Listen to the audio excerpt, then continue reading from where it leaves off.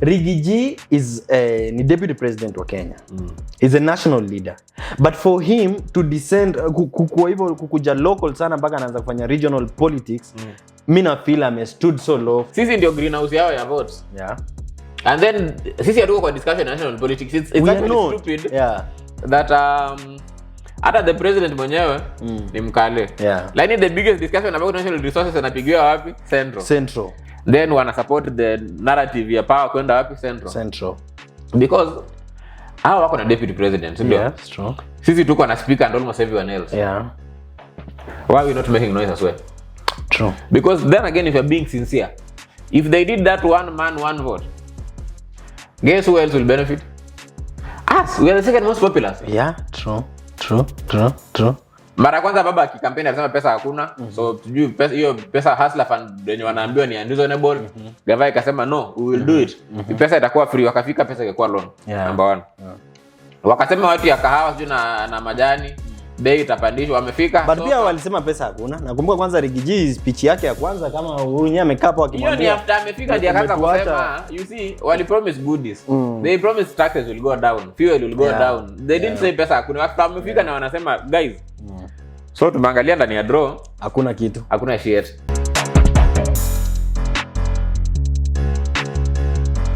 Hello guys. Welcome back to another episode of our Speakers Corner podcast right here on Culture Hub TV.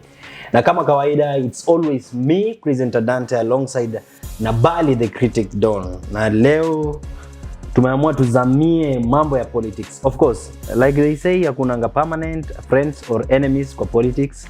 Yeah. It is always about policies ama nini. You align yourself to. Ni tu penye deals zinaivana. Penye deals zinaivana, that's where you go. Especially in Africa. Na Kenya hapa hivi kumekuwa kubaya. Riggy ni kama amerudi drawing room. Riggy ni kama aliruka from the frying pan to the fire without knowing. Wewe ni kama imwendei vizuri, si ndio?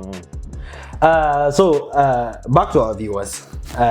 I know you ume come across hizo videos ama such conversations zinaongelea Riggy kukuwa mute. Na nadhani it has been out there. Nadhani for the whole week kwa national television wakisema Riggy ame boycott nadhani public meetings. Kuna alikuwa missing in action ya Rambo tu. Because nilisikia tarehe 11 alifaa kwa kipanda miti Bomet. Alikuwa amekuwa assigned. Ilikuwa tarehe 11 kweli. Sasa angalia ilikuwa tarehe 11. What happened ni miss 11 state functions. 11 state functions ndio. Including the most important one. Including your time president amerudi kutoka Maju. Akirudi he was not at the airport kupick. President ndio anakonga Maju mara mingi attending event kusema. So kuna hii recent yenye alikuwa hata alienda Rwanda akiongea mambo ya African Union, amekuwa na kuna time amekuwa US akikuwa na hiyo meeting ya Harvard students, akikuwa na meet Harvard students na nini. So by the time alirudi Riggy hata kwenda kummeet kwa nini. Na sasa president wako US tena, si ndio? Ametravel jana usiku. Ameenda jana usiku. Sasa chenye ameendea hiyo ni ya maana, and hopefully we will be talking about that because hiyo ni state visit ya USA. So Riggy amemiss hizo meetings na nduru za kuaminika zinasemekana hajakuwa mgonjwa. Sio issue yenye health issue yenye inaweza fanya asikwe ako missing, but it is political. It is political. And today we are going to make sure tuna cover at least the possible things zenye zinaweza kuwa zimeled maybe kwa fallout yake na president, because again there must be some sort of fallout between these two people. Fallout for now. Yeah. For now we are not aware. Maybe he's avoiding fallout by staying away. True. So recently Wakikuyu wamekuwa na kelele mingi sana. Wamekuwa okay. Kwanza sisi we are not tribal. We are just reporting what happened. We are just reporting what. Pia wasema walibiruthini Wakikuyu. Kwani it's not us who said. It is not us. Sindio? So to hold msianze kutu attack kindly. Okay. So Wakikuyu wamekuwa na issue ya hiyo issue ya one man one vote one shilling. Nadhani hiyo mambo ya resources, kugawa resources, na nadhani hiyo pia inaweza kuwa main of the things yenye imefanya hawa sasa wame fall out. I think I really think that tunafaa tuseme ni hiyo. What I see happening ni people who made an alliance based on their common hate for one person rather than based on their common ideology. Yeah. So amefika kwa ground ideologies zinagongana. Yes, exactly the same way with the previous government where his now excellency William Ruto and his then excellency Uhuru Kenyatta were two people who it was circumstantial.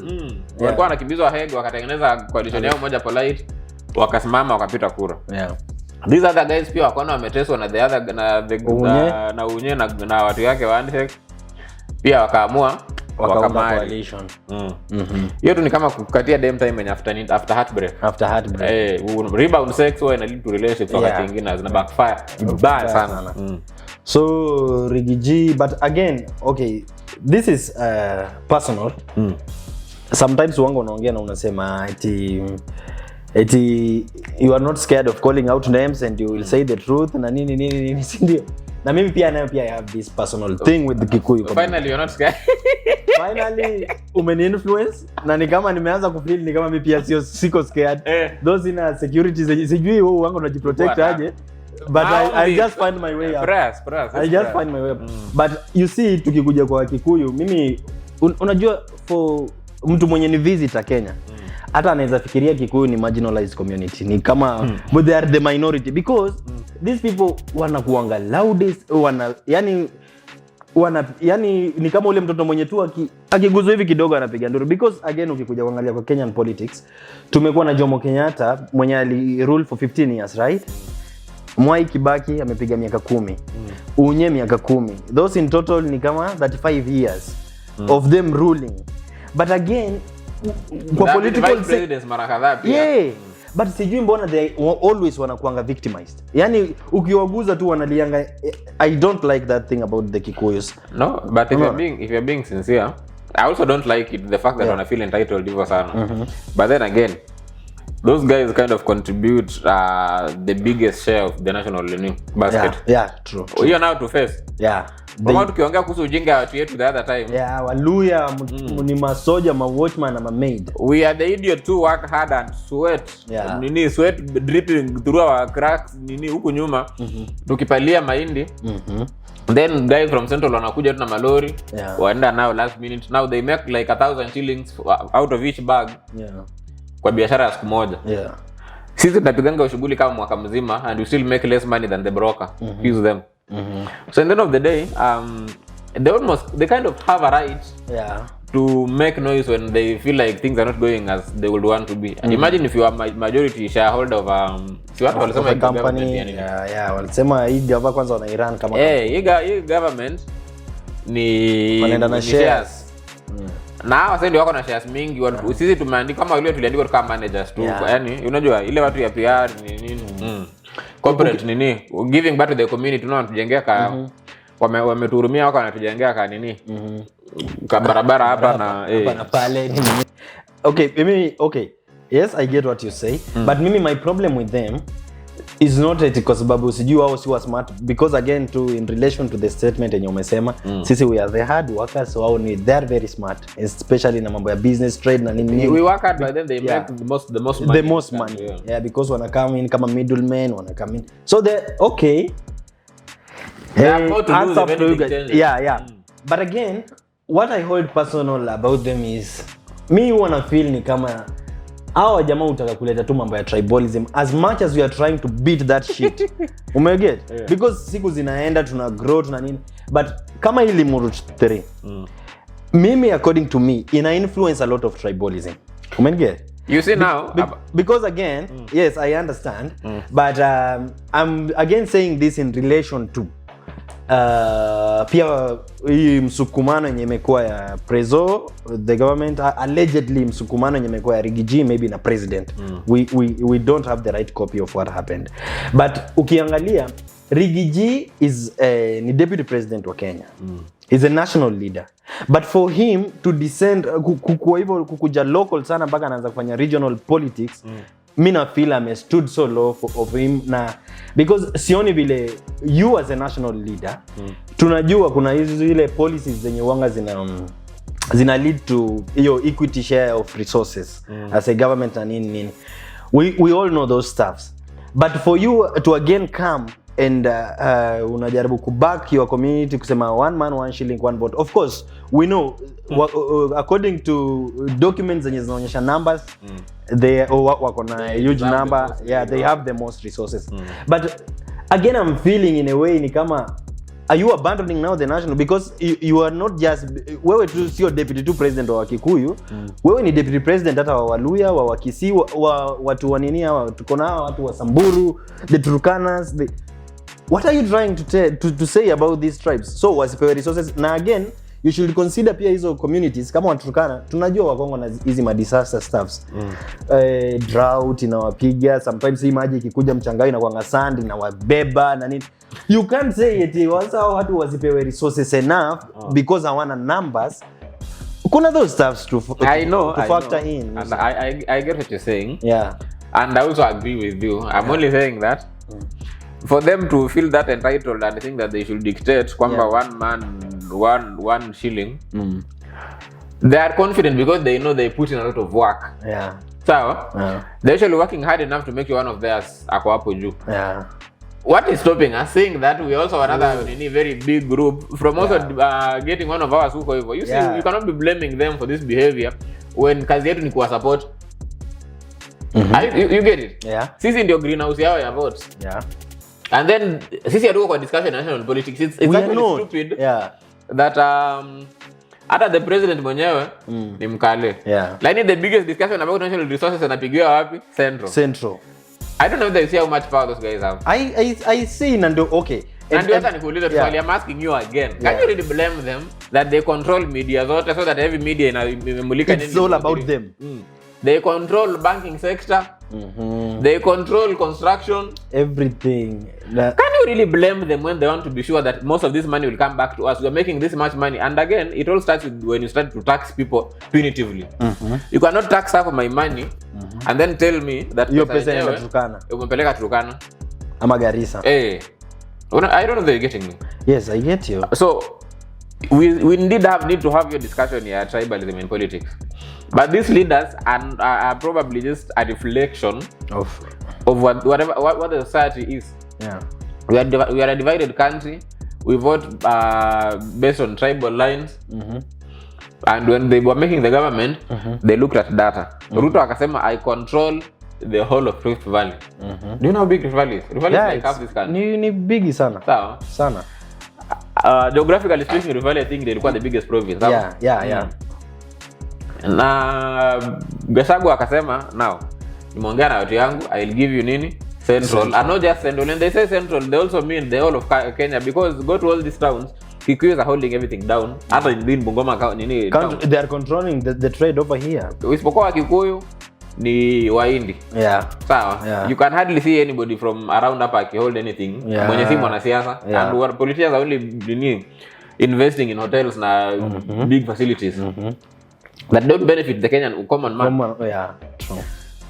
Now, while it is painful that these guys wanna feel entitled, if you become objective enough, you will understand why. Kwamba the rest of us are not putting in enough work. The rest of us are not making enough noise against tribalism. Yeah. We participate in it by looking at ourselves as failures before we start. We're kitaka kusema every time before asimame hivi pap anagundua na pesa ya kutosha, then anabaki whoever the highest bidder. Then wana support the narrative ya power kwenda wapi? Central. Because hao wako na deputy president, ndio? Yeah, strong. Sisi tuko na speaker and almost everyone else. Yeah. Why are we not making noise as well? True. Because then again, if you're being sincere, if they did that one man one vote, guess who else will benefit? Us. We are the second most popular. Yeah, true.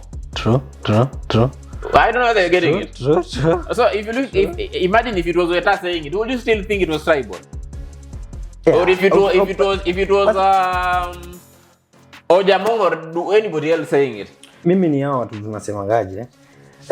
Social empathists, Personally, ninajua kuna hizo issues za numbers na nini, but again, you see, for us ndio hizo resources zinaweza kuwa zina flow, zina come inside. Maybe if Weta could bring this conversation, but again, but he's not here to anakunywa chai. Yeah. But again, we should not forget that tuna watu wenye wanaishi kwa hizi hardship areas that they need these fundings. Now again, I think we were talking earlier about this while we were preparing for the show, and you mentioned something about sometimes unapata watu yes wanaishi in a delocalized place but they opt ama wanabuy vitu zao tuseme kama watu wenye wako kwa ghetto for instance they go buy things maybe in Kiambu because again ama Thika get because again utapata malls mingi ziko Thika na nini so you see when tunakuja wanafanya maybe hizo tabulation ama wakati county revenues zina calculate the revenues imeingiza you see again unaweza pata revenues za watu wa Mathare ama za watu wa imehesabiwa wapi Thika. Now, that is a terrible calculation of revenue. Revenue should be money that has been made, sawa? Not money that has been spent. Made. Now, see again. Listen. Yes, I get. If you choose to go and spend your money in another county because that county people are working hard enough, in Kiambu county people are working hard enough, wako na masukuma raka za sewage, wako na nyama raka za punda. You saw your story ya makompeza kunyamba. Nimeona. People from the mountain, they are working hard. Sawa? That is what takes people to Thika, to Juja. Those places are not even in but again you see with hizi vitu kwa Thika na nini it is basically because there is a land so someone who wants to invest will opt to go alafu pia convenience kuna road yenye inakulead direct to the city ama yenye na link Nairobi na Thika so there is no land in Nairobi I will decide to place my biashara yangu kama ni investment yangu in Thika because there is convenience ya watu that is why the people from that side earning more are looking for one vote one feeling when you are the one working the hardest ndani ya boma hata ukiwa tu baba wa nyumba you don't want to be the one bringing meat alafu ndo unapatiwa mfupa peke yake I mean sincerely speaking ama unaona hata kwa boma unaona alafu ndo unapatiwa kake kadogo nini so counties if you are, let's be sincere, counties should start generating their own revenue so that they don't depend on the national government. Counties should register their own companies so that they don't depend on the national government. Sawa. But I think that's what is happening. Some portion of it. It is. By the way, look at by the way, what's happening is this way. Counties generate their own revenues. But what I'm not. Yeah, they generate their own revenues, but sidhani kama they even share with the national government. I'm trying to figure out how national governments come in kwa issue ya kufund revenues. Is it that the revenues counties collect is not enough for them or partly of the revenues wanga inaenda kwa national government because counties now zina collect revenues I'm talking about revenue not just in terms of taxation. I'm talking of okay the same way national governments can own any sugar companies and everything else counties should be able to umesikia mara ngapi juu kama Bungoma we had the kuku factory being opened after wamefungua after they have launched contract ya ikaisha wakafunga milango kuna kasoko kana kwanga ukielekea hapa Matisi ama ni wapi hapa chini hii barabara kwenda Eldoret kuna Matisi kuna Bukembe kuna there is a market sama hapo si soko ni building ile jengo inafanana ni kama ilikuwa ka industrial area ama ka factory hivi you must have seen it hiyo kitu ilijengwa I think during Lusaka's previous term iko tu hapo hivyo nothing happened. It is a sole project. How many market do you see zenye zimejengwa Western zenye nobody is selling from them because one zimewekwa at the wrong places two you cannot create a factory without empowering the farmer sawa so it is true that when you apply that one man one vote method to share revenue some people will be greatly disadvantaged because of historic injustices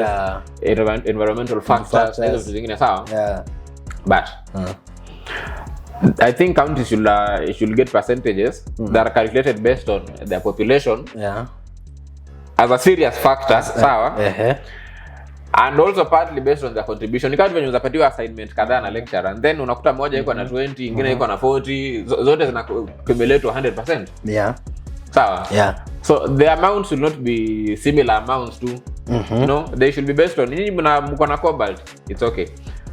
20% of that money yenye mna collect ama tuseme 40 should remain there. The rest of it but and I think there's a proposal of such a formula so that it's not directly linked on the number of people. It should be personally if you ask me it should be according to need basis. It should be according to need. It cannot be just entirely based on need because as an employee of someone imagine if you employed somewhere and then you are not motivated. Motivation ni kama kwa mfano kumake okay what I'm just thinking tuseme stuffs like efforts pia they should be considered. Exactly. But nadhani priority should be kwanza need, and then yani need kwanza it should stand out, because again ebu imagine, okay, kama tuseme for instance again tuongele county gani, let's say kama Turkana. Recently walikuwa wanasema kuna mafuta ngamia 1 ipatikana huko hivyo, si ndio? Miaka yote across this year tujafika kwa ngamia 15 or something. Yeah, unaona. And then sasa I'm just, if kama hiyo project maybe itakuwa successful and everything, you see Turkana kumaanisha hata itakuwa inachangia sana kwa national resources mbaya sana kwa banking ya gavana, savings za gavana watakuwa wanachangia sana, but again we cannot guarantee them at sasa wao wako wanapata maximum returns ama wao wako allocated most revenues. No, we should that they should get maximum revenue from their oil. So yeah, okay, from their oil maximum revenues, but again I don't think it will be right if they get the most revenue. They shouldn't get all of it. Yeah. Sawa, because then again mafuta kitambo itoe Turkana ifike cost, kuna inapitia several counties. Yeah. Na hizo counties zinapitia it employs people. Na iko na effect for the environment. Sawa watu, sawa. Okay, yeah. So of course you cannot just take everything. But then the same way, nilikuwa to example from I'm using family because the family is the smallest social unit, ndio? Yeah, sure. Basic ni functional unit of society, it's family. Yeah. It is common knowledge that hata kwa boma resources zinakonga spend na priority based on the contribution of that particular member. The father is bringing, unakuta ndi anaendesha ndege kwa hata nua gari apatia the other person. And if it was the other way around, that would still happen. Now the number of people should be considered a lot, because kuna vitu zingine zenye kwa mfano kama when you talk about 1 shilling 1 man, it should not be necessarily based on the money peke yake. It should be based on kama resources kama hospitali. Yeah. 1 million people cannot be served by one number of hospitals as 500,000 people. So the formula should be a hybrid of both contribution, need and population, and need. I mean, of course need na population is population and that. But again, unaona kama tuko na counties for instance zenye geographically ziko favored even with the environment, with what umeona. Mimi kelele zangu sana, nduru zangu sana napigia watu wa Wajir, watu wa Garissa, watu wa Turkana. Those are the people I'm trying to look kwa hii equation. Umenige? I get you. But now I think hata kama Riggy amekuwa anajaribu and I'm not even saying that I'm supporting Riggy entirely. That's why I've said we need a compromise of the same thing. Yeah. If Riggy and this boss are having a disagreement on that, because of course amekuwa anaongea kuhusu one man, one shilling, one vote. 1 shilling 1 vote. And the government policy imekuwa tofauti, ndio? The government is not in support of that. As a number 2, the fact that he has a different idea from his own leader mwenye he has been kissing his ass perpetually him doubt until recently, it shows nini cracks. But again, okay, nadhani sometimes it's just normal for sometimes ideas to collide. It just shows normal, that great minds are working. People don't disappear. People don't disappear for 7 days when they've been looking like wameoana this whole time. By the way, hiyo kitu nimesema, it's what my director likes saying, that watu wakicollide, it just shows great minds are working. Great minds are working. So okay, but you again collide with an idiot wewe. Yeah. It doesn't always work that way. Watana mbaya director. You have not collided with an idiot. Okay, but okay, naye tukikuja tuseme facts. Nadhani pia tena does it mean that maybe Kikiuyus hata kwa hii gava wameplantiwa tu hapo kama flower girls ama flower boys, they necessarily don't have power, because that is the problem. Hiyo ndio why wanalia. Hiyo ndio why wanalia. Kuria happen told you that. Yeah. Kikiuyus wako na the biggest share in this government. They have the lion's share. Yeah. So again, Riggy this whole time he has been working at the president's desire. President akafanya yeye anakubali tu. Amekuanga mtu wa kukiss us. He's been agreeing with almost everything. My president, my wife, my boss. Time has come. People have started realizing, his own people have started realizing that while we put this idiot there, we expected more to come. Yeah. But hii mwaka naona wanazunguka tu Bungoma tu wanajenga town mzima, they are rebuilding the entire town. Nothing is happening in Nyeri. You know? Yeah. So people have been forgotten in a minute. Yes, people are becoming unsettled, and of course Nyeri could be forgotten for a minute based on the fact that it has been benefiting perpetually since 1964. Yeah. Sure. 63. Yeah, 1964. Wacha tuende na 64. 63 pengine tulikuwa tunajipanga panga kidogo. Hapo mzungu atoke. Tulikuwa na pack bag. So wacha tucheze na 64. Hata tukiweka 1970. Ni sawa. No, it could explain why wampatiwa ka break kidogo. But sasa kuna several things in Riggy ali promise kwamba there will be changes and they are not seeing them. Yeah. Wamchomba recently aliongea kuhusu Wamchomba that is a very loud woman mwenye kwa UDA lakini ana behave kama mtu ya Azimio. Opposition. He's like our member. Wamchomba, you are doing a good job. She said okay, there's an argument when alikuwa anasema kwamba miwa wamesema miwa haita inkaa levy. I don't know is it transportation money, what kind of levy. There's a levy yenye okay ukitransport miwa hakuna levy. But watu ya kutransport nini majani na kahawa kuna levy. Kuna levy ilikuwa inataka kuintroduce. I don't know ni kwa hii budget ama what will happen. But there was something like that. Kwa majani imekuwa repackaging imekuwa inaekewa VAT I guess. Kwa hiyo the bags za majani. So while hawa naona ni kama wanakuwa penalized more than for example Western. While they are supposed to be favored more because ilijua campaign walienda wakiwaambia hustlers we will be with you. Hustlers nini. Then that guy in power, then everything that they voted for has been turned around. They are doing everything they voted against. Waliambiwa pesa hakuna na baba. Wakakataa. This idiot walisema pesa iko ndio. Wakafika wakaanza kusema sasa venye mara kwanza baba akikampeni alisema pesa hakuna. So tujui pesa hiyo pesa hustler fund yenye wanaambiwa ni unreasonable. Gava ikasema no, we will do it. Pesa itakuwa free. Wakafika pesa ikakuwa loan. Number 1. Wakasema watu ya kahawa sijui na majani bei itapandishwa, wamefika. But pia walisema pesa hakuna. Nakumbuka kwanza Riggy speech yake ya kwanza kama Urunya amekaa hapo akimwambia. Hiyo ni after amefika ndio akaanza kusema you see wali promise goodies. They promised taxes will go down, fuel will go down. They didn't say pesa hakuna. After amefika na wanasema guys. So tumeangalia ndani ya draw hakuna kitu. Hakuna shit. Sawa. Tunaanza upya. So tunaanza upya ile vitu tulikuwa tumesema. Tulikuwa tunashughulikia lakini sasa hii fast fund itakuwa but sasa ni loan. Alafu mambo ya majani tunaenda polepole. Sawa, bear with us. Guys have waited.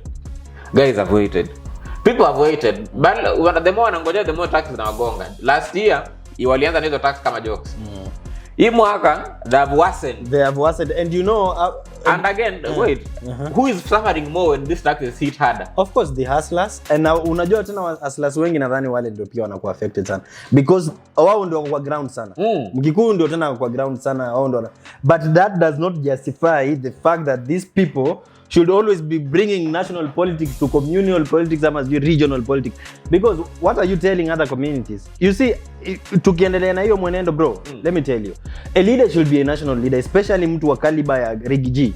But a leader, another fact being, you cannot be a national leader if you're not even a local leader. Of course, but now you should, Riggy right now, he should understand that his position yana hold sio kupigania Wakikuyu tena, ni kupigania everyone.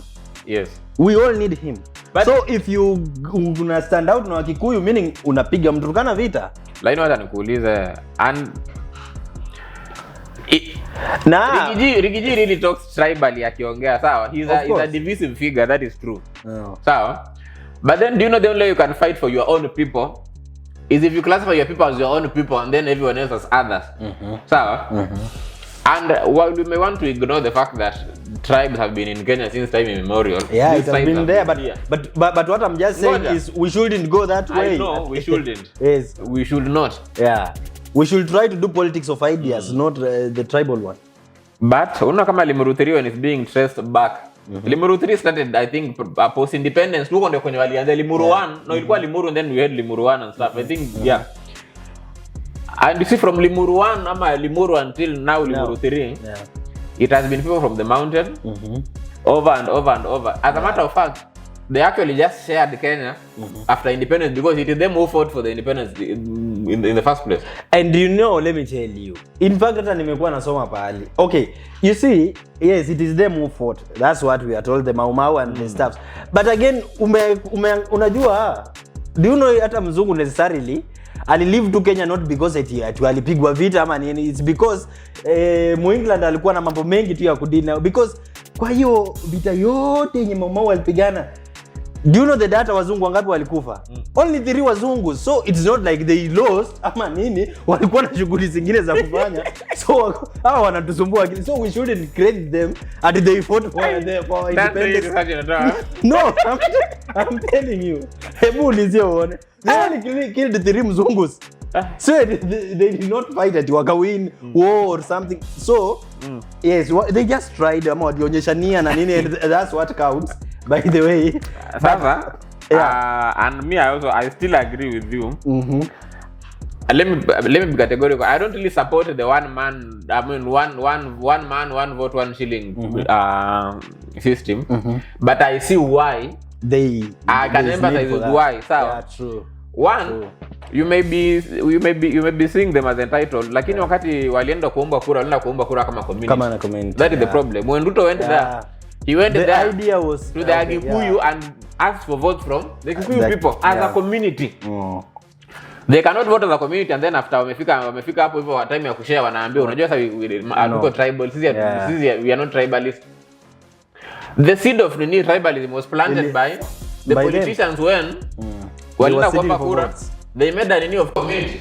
Sisi tulikuwa kama backup after wamekaa chini wamesema sasa itakuwa hivi, wacha tutafute watu wengine kama umeanzia sako. Au tunakuja wengine ni others, they don't own it. Au wanafanya chenye wameambiwa. The vision remains with whoever started it, the founder. Yeah, sure. So if you're being sincere, who are the founders? Of course them. Of Kenya Kwanza regime, especially not of Kenya. Ruto, of course, the president, the sitting president. And they started from the beginning saying that he ni kampuni ya shareholders. And in fact, Riggy has been the one selling that idea. And the president hakumkashifu. Hakumkashifu. The whole time I'm watching wakicheza tribal politics. Meaning hiyo tu ndio imekuwa idea yao wote. Riggy has only been speaking it.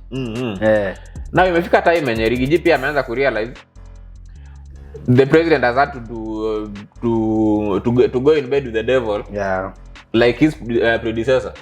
Kwa mfano walisema hakuna handshake sijui nini, but then what we are seeing, they are working hand in hand. Since mambo ya EU ianze kuintensify, juzi nimeona Raila na Murkomen hapo tu wapi wakisi of Museveni. In fact Raila ndio ni kama hata alikuwa man mwenye ni kama Riggy, I'm telling you. Oh, true. There's something that happened the other time. True. Sawa. Handshake hapo Riggy tuseme kidogo. So what we are saying wako na ile problem kwamba Odinga ni kama anaweza kureplace kijana. Hiki kijana si powerful vile tulifikiria hivyo. Then wako like why half of the government and nothing is happening. So this resistance engine happen within Central, half of them are the people who will die with Ruto. Whatever happens, they are with him as individuals, not as their communities. As in their communities kwa ground, the Wanjiko, because wamezoea kutumia term Wanjiko, are suffering. And because the rest of us Kenyans, we shall don't make noise. Our people are about kitambo. Bukusu are not here saying, where is the tax? Sukari makamu maanguka nini? We are not doing it. Them, they are complaining. We cannot really see it against them. Kwamba wana complain vitu wenye si wenyewe tumekataa complain. They are standing up for themselves. Yes, they are like, we voted for this government. But they are holding the government accountable. Are we? No, we are not. So part of why it looks tribal is the fact that other tribes are controlled by their leaders, so that they are dying with their leaders. To be sincere, people hapa hivi watu wamenyamaza sababu wetaka hapa number 3. Ameshinda akiombe nyinyi number 3 tuko na wajengea juu stadium hapa hivi. Wait until your madaraka day ishe. Wait until 1 month after madaraka, after we publish budget. Ndio utajua hii madaraka day hivi zote wanafanya wewe ndio unaenda kulipa. Of course. Sawa. So I don't really agree with one man or rather one vote seeing that their communities are ziko disadvantaged sana. But if you are people from the mountain, and if you are aware that most of the votes that zimesomesha president ni zenu hata sisi community yake, hata wewe you will want the same. True, but as we finalize, mimi nadhani I will just back what nani alikuwa anasema Moses Kuria akiambia Wakikuyu ama nadhani these were direct sentiments to the DP akijaribu kumwambia wacha to stop kukua crying babies because literally what Riggy has been doing ama ukwenda hivyo public kama hata pia na kina Charity anaitwa Matakarua. No. On that I don't agree. Before ufunge the set ukianza kutuambia vitu nyakuna. No, I'm just saying because they have the numbers in the government. Especially numbers. The Kikuyus. The Kikuyu may have numbers, yes, like but why aren't they implementing these stuff? Because ukiangalia chair Karua cannot implement anything. She okay, has no powers. Okay, yes. Wacha tuache Karua out. But now Ndindi Nyoro, nadhani ndio parliamentary chair wa budget committee. Ndindi Nyoro is there. Majority wako na majority leader in parliament. Kimani Ichung'wah. CS according to data wako na CS wa 9. Wako na deputy president. What is stopping them from implementing this? Baka wanaenda sasa kwa public na mambo yao ya ku just acting like crying babies on this nini. Because again, if indeed they are doing it for their community, they should be, there should be some sort of unity as much as even Karua ako kwa opposition na nini. But once we are talking about our community, then that's a call for unity for us. It doesn't matter tukienda public tunagombana na nini, but we should have some sitting. You know what, Riggy, this is for our people. Like kama ni iko centered according to basis ya wananchi, then they should have a seat. Tell Gachagua this and that and that and that. Na since they claim kukua wako na some powers na in fact how they are the major shareholder over there, these are things to just implement. Mambo ya kuanza kutuonyesha sisi mambo ya tribalism, mimi hiyo ndo sitaki. No, mimi while I don't support tribalism, I feel like they were conned like the rest of us. Okay. They were used to kutumika kama bed ya votes. Yeah. Then after they voted, Prezo akatafuta vibaraka wake wenye tena ni from huko. Yeah. Sellouts, kina Kimani Ichung'wah, sijui kina nani, those people. Kina Ndindi Nyoro. Huyo governor wa Nyeri. He brought them under his wing, knowing that these are people when I can control. Yeah. So kwanza he empowered them. He empowered them. He empowered them during his last time. No wonder Prezo alikuwa aliona tu chini ni kama they are creating people who are they are creating other centers of power. And that is how Ruto akaanza kudisagree na Prezo last time. Meanwhile wanapatia tu kina Ndindi madili kubwa sijui nini. These guys have become billionaires in the last 10 years. Kwanza Ndindi Nyoro nimesikia is the largest the major shareholder wa KPLC. Yeah. Na ili happen when the last 10 years. Yeah. Sawa. Yeah. So after this people became powerful enough. Then akawa na pesa enough sasa akaanza ku revolt against the last government. Yeah. Remember these people are not really there for the government for their people. No. They are there for themselves. Wakatengeneza kakuni yao na DP wa last time wakafight against the president for your time. Of course walitumia mnyonge kama excuse. And politicians usually do that. They'll come to you and tell you, oh, bei ya mafuta inafaa ishuke. Wanawatumia vibaya only for them to become presidents and hike it even worse, double it. Sawa? These people are conned. And they have just realized kwamba they were conned. So there were those who walikuwa kwa opposition from before. Kina Martha Karua. Yeah. You cannot even claim Karua is being tribalistic because yeye tu alikuwa against from before. She went around telling them, guys, mimi mzee hata si tumekuwa nikimsupport. Tunaomba karibu tuone 207. Mzee. Lakini ukompare na mwingine. Heri huyo mzee. Unaona? So she went around telling them, these people are like no. Yeah. Finally, wakapata leadership. And then after leadership imefika, vijana wakapatiwa makazi wote. Then wadosi wakashiba, wakaangukia piece of the cake. So hiyo mbaki inaanka chini inapita kwa kichungi kidogo sana. So chembe wanatupa hivi. Wanjiko hata kula hivi kama kuku hazitoshi. Alafu wanachukua kubwa kidogo wanatupa Bungoma kwa mfano for Madaraka Day. You can understand what they were feeling. I know that they are feeling like they were used. So while mtu kama Karua anawaambia I told you. These others when walikuwa deep wanafika ndani wana realize wewe huku ndani hivi tulifikiria itakuwa. Pesa imekaziwa na the likes of Mchomba. Kina Mchomba wako like I wish I knew. Sawa. Then it could also be that anataka deal fulani wakamkazia. Yeah. The politicians. Huwezi jua. So I denounce tribal politics. But then at the same time whatever is happening, the fallout that happen now ilikuwa inevitable. When two people who are not united by principle ama ideas form a group, they are likely to disagree. Yeah, sure. Because after fighting the same enemy for a very long time, when the enemy disappears, you will find an enemy among yourselves. Yeah, sure. In this particular case, Odinga was an enemy wakati alikuwa within opposition. But as usual, Odinga finds his own way into the government. Sawa? Yeah. Now he's in government even though they have not said it, but he's part of the government. Once in a while anakujanga anaongea nini vitu kali alafu anatulia tena anawachocha kwa opposition tena. Yeah. We've seen ODM ina prepare kuweka leader mwingine kuweka si ndio? Yeah, they are planning for that. ODM is aware kwamba for us to remain an opposition party we need new leadership. Huyu mzee ni patron wetu, yes, lakini like atuoli. Yeah. Ako pende fulani. Ni mtu wa kumove. Yes. Now these guys walikuwa wanatupa mawe towards Odinga wakati Odinga alikuwa opposition. Now Odinga is not in opposition. Odinga is part of the government. Yeah. Now they have to look for a new villain and start fighting. Yeah. Guess who the new villain is? The president himself. The president himself. I mean, it's working wonders. Me, I'm happy anyway. I'm happy because the weaker the government becomes, the weaker it becomes in the legislature, and the harder it will become for them to pass the budget yenye inakuja hii. Hiyo inaenda kutupanish. But sadly nadhani already Riggy has been whipped because nadhani they have communicated na maybe wame reach an agreement because jana while the president was leaving at the airport, he is the one mwenye alimsee off. He was there and Konata they had one-on-one chat na nini. So and why do you think the camera was there? Of course the camera must always be there. No, even hajakuwa ikimzungukia kwake, hajakuwa ikimuonyesha yeye peke yake kama amekaa kwake anakunya then the president peke yake. No. So because again, okay, the camera has been there because and why do you think he went there? Because definitely for him to go there, some communication lazima imego between this office na nini. Of course, I am 100% sure even the president was aware something was wrong. No, because hata Riggy mwenyewe amekuwa na avoid meetings za president. Yeah. So it was definitely a learning to the president. So I am 100% sure he's been told something. Yeah, of course. Anaenda US hivi. Wednesday jioni nitakuwa hapa. Ama Thursday asubuhi nitakuwa hapa. Chunga usikue na limuru 4 tena. Tulia mimi ndakuja, mambo yako umesema ni 1 man 1 vote 1 shilling. We will discuss something. We will bargain something. Wait just umecheck. Whether that is true or not, there's one fact we know at least. Kwamba finally he's developing enough balls to stand on his own 2 feet and say, I'm not attending all meetings, I'm not rubber stamping everything. Finally, he's developing a brain of his own, and finally, history is beginning to repeat itself. The last time when Ruto alikuwa na cut off nini prezo pole walianza pole mara wanaitana meeting wanakutana pamoja.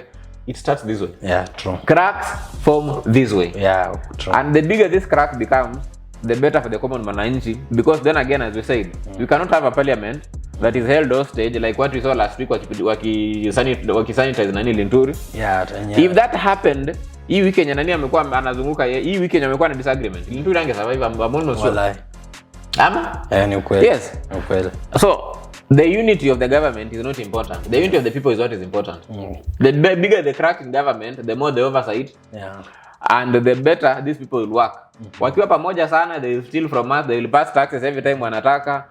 But if this gap ina happen within Central inaendelea ku happen, that will be the biggest gift Kenyans have had. I'm telling you that. It's okay. Sitaki tuchoshe viewers wetu juu nao leo. Nimewapea maneno, but guys, I am sure this communication ni important sana na ndio maana maybe we have tumeenda to this extent, ndio? And pia najua pia na nyinyi you share your different opinions on this, or some of you may agree to what I'm saying or agree to what Nabali is saying. At the end of the day, we all want the best for our country. We all want kitu yenye itakuwa sustainable for all of us. So what's your take? Remember to share what you think right below in our comment section over there, and we will always be here for you. This is Culture Hub TV, and more specifically, this is Speakers Corner podcast by us, presenter Dante and Nabali Critic Don. Yeah. And we have spoken. We have spoken. Goodbye. How long?